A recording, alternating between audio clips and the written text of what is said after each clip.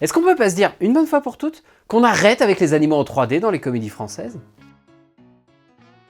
Bonjour à tous! Aujourd'hui on parle du film Jamais sans mon psy. C'est un film puissant d'auteur sur les méandres de la psychanalyse et des troubles psychiques, ou comment le moi, le surmoi s'oppose à la prise de conscience, révélant ainsi l'ambivalence fondamentale d'une nouvelle identité narcissique. Non, bon, en vrai, c'est la dernière comédie avec Christian Clavier, et j'étais content de vous en parler, parce que ça faisait longtemps que j'avais pas fait la critique d'une pure comédie. Et puis après j'ai vu le film. Et puis je me suis rappelé pourquoi je faisais pas si souvent des critiques de comédie française. Parce qu'il n'y a rien à dire en fait. Soit c'est drôle, ou plus souvent c'est pas drôle, mais sinon, rien à dire quoi, c'est pas vraiment des films où tu peux aller loin dans l'analyse. Après d'un côté, ce serait quand même drôlement pratique à tourner. Bonjour à tous, aujourd'hui on va parler du film Cocorico. C'est pas drôle. Aller au cinéma et manger des pizzas. Enfin bon, moi je suis pas une fraude, contrairement à Cocorico. Comment ce truc a pu réunir 2 millions de spectateurs?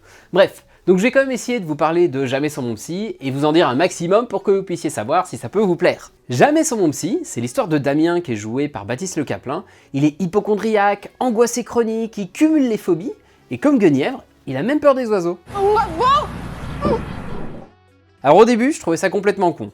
Mais en me renseignant, je me suis rendu compte qu'il y avait plein de phobies débiles qui existaient. Et par exemple, il y a la carpophobie. C'est la peur des fruits. Ouais, c'est quand même complet. Ah putain, des bananes! Damien, donc, pour aller mieux, il voit un psy.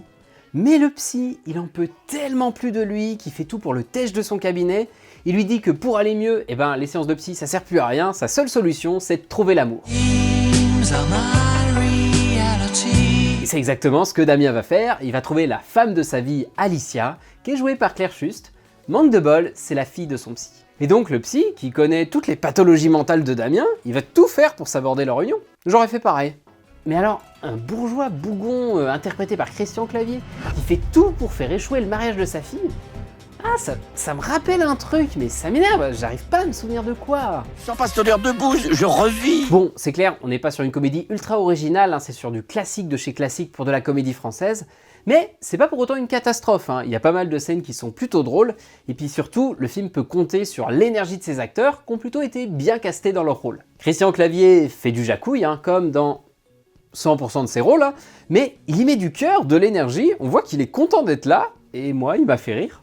Oh la vache! Docteur Béranger, Damien, mais qu'est-ce que vous foutez là? Et j'ai aussi beaucoup aimé Thomas VDB en naturopathe alcoolique, c'était merveilleux. Et sinon, que ce soit Baptiste Le Caplin, Claire Schust ou même Ryan Bensetti, l'alchimie elle fonctionne bien et ils arrivent tous à être drôles à un moment donné. Donc très honnêtement, j'ai passé plutôt un bon moment devant le film qui en plus évite la lourdeur. Il arrive à être drôle sans se moquer d'aucune minorité. Après ça casse pas 3 pattes à une mouette en 3D non plus. C'est sympathique mais pas hilarant. Les gags ils font sourire, ils sont bien joués, oui. Mais alors tu les vois venir à des kilomètres. Et du côté de l'histoire, alors c'est le néant absolu. On se croirait dans la tête de Cyril Hanouna, c'est ultra classique. Et tu vois parfaitement où ça va en venir. Il y a vraiment zéro effort qui est fait pour te surprendre un petit peu ou apporter un petit peu d'originalité.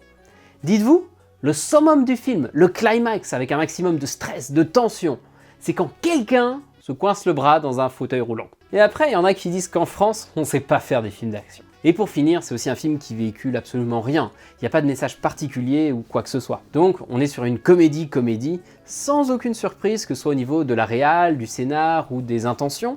Mais il y a quand même quelques bonnes idées d'écriture qui fait qu'on se marre un peu. Et surtout, le film sait mettre en valeur ses comédiens pour proposer une expérience plutôt sympa. Si vous aimez les acteurs, c'est important. Et si vous cherchez un film sans prise de tête, assez consensuel, il y a moyen que celui-ci vous fasse marrer. Et voilà, je m'arrête là pour Jamais sans mon psy. Merci beaucoup d'avoir regardé cette vidéo, j'espère qu'elle vous a plu. N'hésitez pas à me donner votre avis sur le film si vous l'avez vu. Et c'est pas vrai, j'ai pas la phobie des fruits. Enfin, seulement de l'ananas sur la pizza, mais c'est différent. Bref. Allez au cinéma et mangez des pizzas!